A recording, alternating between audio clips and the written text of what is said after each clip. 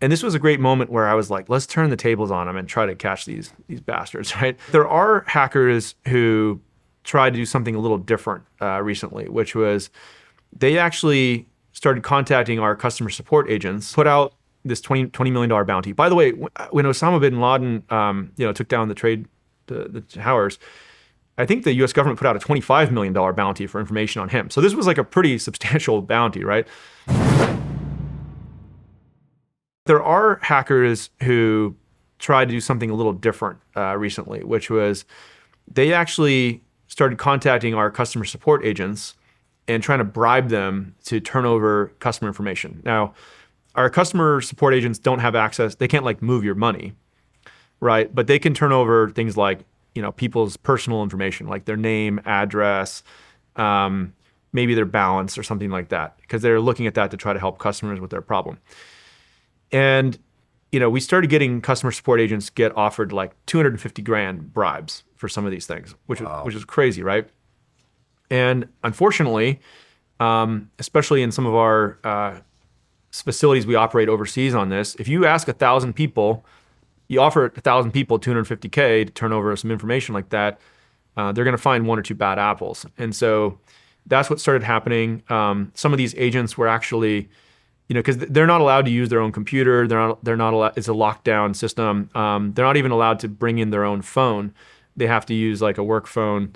But what some of these folks started doing was smuggling in a personal phone and taking photos of the screen with some of the customer information and giving it to these attackers. And then the attackers would call up our customers and say, hey, this is Coinbase support. Like, are you blah, blah, blah, who lives at this address? And it would create credibility.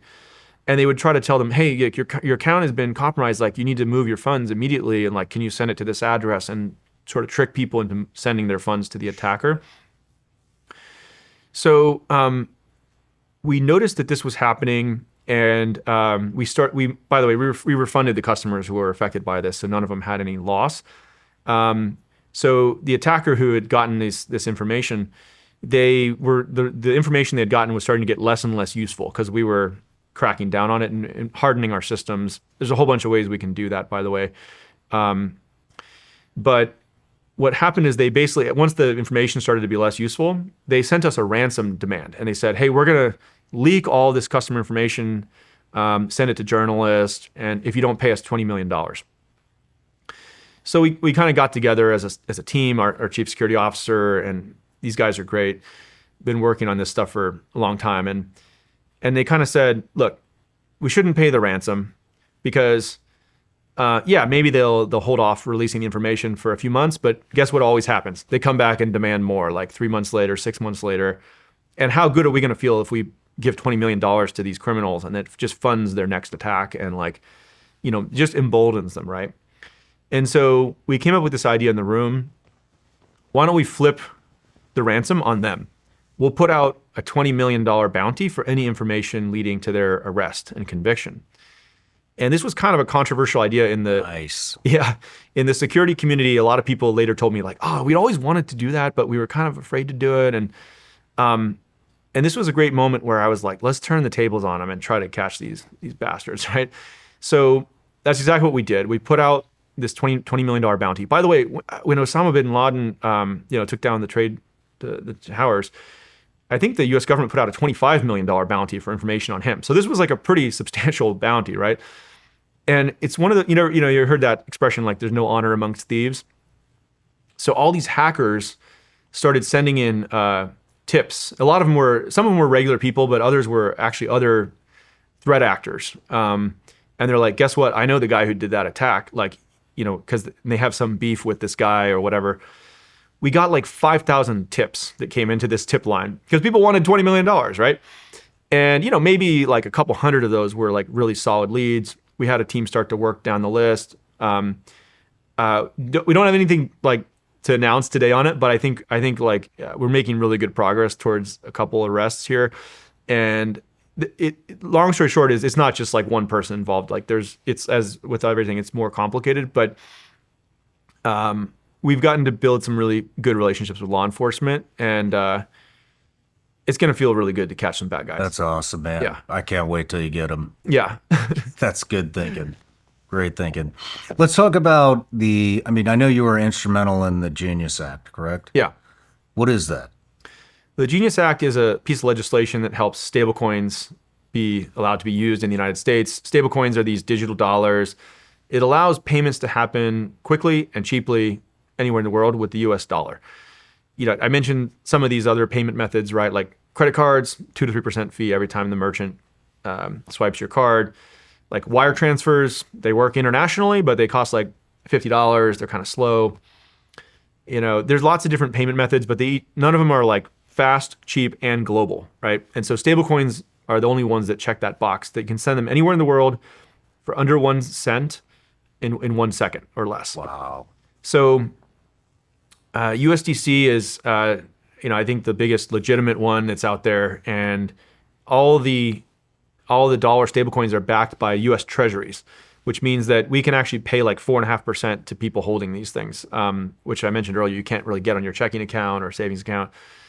So anyway, the Genius Act, it took a lot of work by members of Congress and Senate. A bunch of companies, including us, have been kind of advocating for this legislation, and it just creates like clear rules around how these things can be issued and used. And now that there's clear legislation that just got passed last Friday, I was at the White House for the signing ceremony with President Trump. I think you're going to see more and more businesses start to accept stablecoins. It just saves them money. Like if you're, I don't know, as an average consumer, you might think, 2 to 3% fee, that's not that much. I don't pay it. The merchant pays it. But if you're like a grocery store or something, your margin might be like only 5%, right? So if you have to pay 2 to 3% to the credit card companies and your margin's 5%, that's like a huge chunk of your profit margin, right? Your margin. So anyway, I think it's just another way that crypto is updating the financial system, and the Stablecoin Act is a huge first step, this Genius Act. The other big piece of legislation we need to get done is called the Clarity Act, which is about the other kinds of crypto assets that are not stablecoins, like Bitcoin, Ethereum, and it's kind of helping determine which of these are commodities or securities. This is the lack of clarity that got weaponized by Gary Gensler and Elizabeth Warren in the prior administration. If we have laws passed that make it clear how these things are regulated, they can't come attack it and try to kill it again in the future. Makes sense. I mean, I think I read that the Federal Reserve put Bitcoin, Cardano, Ethereum, XRP. The Federal Reserve is going to hold some. What does that mean for us? Yeah, well, President Trump passed this executive order creating a strategic Bitcoin reserve and then a crypto asset stockpile to hold some of these other ones as well. A lot of people don't know, but the U.S. actually holds strategic reserves of a number of different assets. So gold is probably the most famous one, but there's a bunch of other ones that they hold. Like there's an oil strategic reserve. There's like palladium. I think there's a bunch of like rare minerals, and so it's kind of a historic step where the United States government is saying, actually, we think Bitcoin is another strategic asset which should be held by the U.S. government. This would have been unthinkable, by the way, like 5 years ago, where the government was so skeptical of it. And now, like, the United States government is holding a stockpile of these Bitcoin assets. So that was a huge moment. It kind of, by the way, now that the U.S. is doing this, I think like the rest of the G20 countries and central banks are all starting to look at this.